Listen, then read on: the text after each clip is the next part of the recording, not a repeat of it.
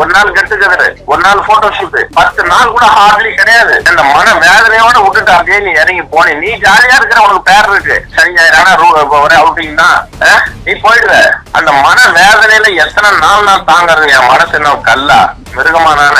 ஒரே ஒரு சின்ன வார்த்தை, இங்க பாருங்க, நடந்து போச்சு, நீ பேசவே வேண்டாமா தெய்வமே, அதெல்லாம் பழசு, நீ எனக்கு எனிமி ஆயிட்ட.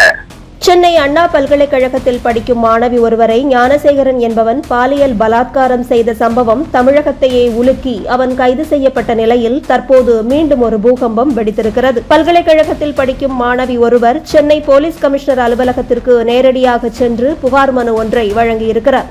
பல்கலைக்கழக பேராசிரியர் ஞானவேல் பாபு என்பவர் தனக்கு நேரடியாகவும் செல்போனில் பேசியும் பாலியல் தொல்லை கொடுப்பதாகவும், விஷயத்தை வெளியில் சொன்னால் தொலைத்து விடுவேன் என மிரட்டுவதாகவும் அவரது புகார் மனுவில் குறிப்பிட்டிருக்கிறார். மாணவியின் இந்த புகார் மனு மீது உயரதிகாரிகள் நேரடி மேற்பார்வையில் கோட்டூர்புரம் காவல்துறையினர் அதிரடியாக விசாரணையை தொடங்கிய நிலையில் பாலியல் புகாரில் சிக்கிய பேராசிரியர் ஞானவேல் பாபு பணியிடை நீக்கம் செய்யப்பட்டிருப்பதாக அண்ணா பல்கலைக்கழக நிர்வாகம் தெரிவித்திருக்கிறது. கல்லூரியின் விடுதியில் தங்கி 3ஆம் ஆண்டு படித்து வரும் தனது ஏழ்மையை பயன்படுத்தி 3 ஆண்டுகளாக தொடர்ந்து ஞானவேல் பாபு தன்னை பாலியல் துன்புறுத்தல் செய்து வந்ததாக மாணவி தெரிவித்திருக்கும் சம்பவம் மாணவிகளிடையே பலத்த அச்சுறுத்தலை ஏற்படுத்தியிருக்கிறது.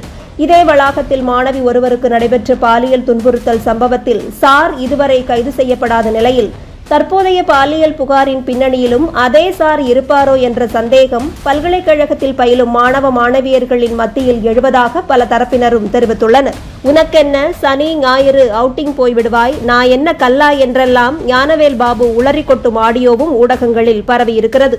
படிக்க வரும் மாணவிகளை பாலியல் சீண்டலுக்கு பயன்படுத்திக் கொள்ளலாம், மிரட்டலாம் என கருதும் இதுபோன்ற கேடுகட்டவர்களுக்கு ஆதரவாகவும் சில வழக்கறிஞர்களும் காவல்துறையினரும் அரசு அதிகாரிகளும் அரசாங்கமும் இருப்பதால்தான் இதுபோன்ற குற்றங்கள் தொடர்ந்து நடக்கிறது என்பது பொதுமக்களின் மனக்குமுறலாக இருக்கிறது. ஒரு நாள் ப்ராஜெக்ட், ஒரு நாள் ரிவ்யூ, ஒரு நாள் கெட்டுக்கிறது, ஒரு நாள் போட்டோ ஷூட், 10 நாள் கூட ஹார்ட்லி கிடையாது. அந்த மன வேதனையோட விட்டுட்டு அப்படியே நீ இறங்கி போனி. நீ ஜாலியா இருக்கிற, உனக்கு பேர் இருக்கு, நீ போனா டெய்லி நைட் 2 மணி நேரம் 3 மணி நேரம் பேசிட்டு சனி ஞாயிறு ஒரே அவுட்டிங் தான், நீ போயிடுவ.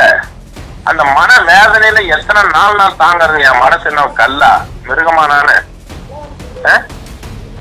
ஒரே ஒரு சின்ன வார்த்தை, இங்க பாருங்க, நடந்து போச்சு, நான் நல்லா வருவேன், நீங்க இருக்கிறீங்க, அப்பா இருக்கிறாரு, நீங்க எல்லாம் பாத்துப்பீங்க, டெய்லி பேச மட்டும் என்னால முடியாது, என் போக்குல விடுங்க, நான் என்ஜாயே பண்ணல, நான் ஸ்கூல்ல இருந்த மாதிரி ரொம்ப கஷ்டப்பட்டுட்டு இருக்கேன், ஸ்கூல்ல கடினமா உழைச்சேன், இங்கேயும் அது மாதிரி உழைக்கிறேன், நீங்க பார்த்துட்டு தான் இருக்கீங்க, நான் 2 வருஷமா படிக்கிறேன், நான் வேலை வாங்கியிருக்கேன், எல்லாத்தையும் பண்ணிருக்கேன், நான் 4 மாசம் ஃப்ரீயா இருக்கிறேன், நான் காலேஜ் முடிச்சு ஊர்ல போய் நான் ஊர்ல இருந்து உங்களுக்கு கால் பண்றேன், நான் நீங்க இல்லாம யாரு?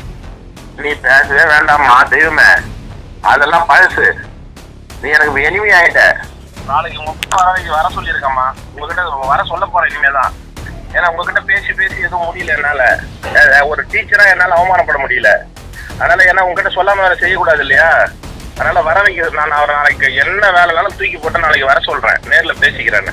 என்னம்மா, நீ எதுவுமே பண்ண வேண்டாம், நீ எதுவுமே பண்ணல, எதுவுமே பண்ண வேண்டாமா, நீ முடிச்சுட்டு போற இன்னொரு 10 நாள்ல.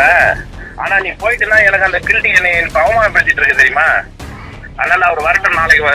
இல்ல இப்ப நான் உங்ககிட்ட இந்த போன்ல பேசி 1 மணி நேரம் நான் உன்னை கன்வின்ஸ் பண்றதுக்கோ உனக்கு எக்ஸ்பிளனேஷன் கொடுக்கவோ நான் பண்ண சொல்லல, பேசி சால்வ் பண்ணிக்கலாம், ஒன்றும் பிரச்சனை இல்லை. எனக்கு மன உளைச்சலா இருக்குமா, அவர் வந்தாருன்னா மன உளைச்சல் தீரும்ல. சரி, உங்க அப்பா வரன்னு இருக்காரு, உங்க அப்பா கிட்ட பேசுனீங்களா? வரன்னு இருக்காரு, நான் கண்டிப்பா வந்துடுறேன்னு சொன்னாரு. வந்து உங்களை வர வேணாம்னு சொல்லுவேன்னு சொன்னாரு. இல்ல சார், அவன் என்ன சொன்னாலும் நான் வந்துடுறேன், பிரச்சனை இல்லைன்னு சொல்லியிருக்காரு. ரொம்ப மனசு கஷ்டமா இருக்குதுமா.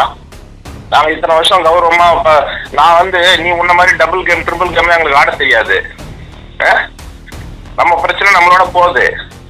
நீ ஒரு ஒரு ப்ரொஃபஸரும் மரியாதை இத்தனை ஸ்டூடெண்ட்ஸ் முன்னாடி என்ன அவமானப்படுத்திட்டு இருக்கன்னா உனக்கு என்னம்மா உனக்கு பிரச்சனை?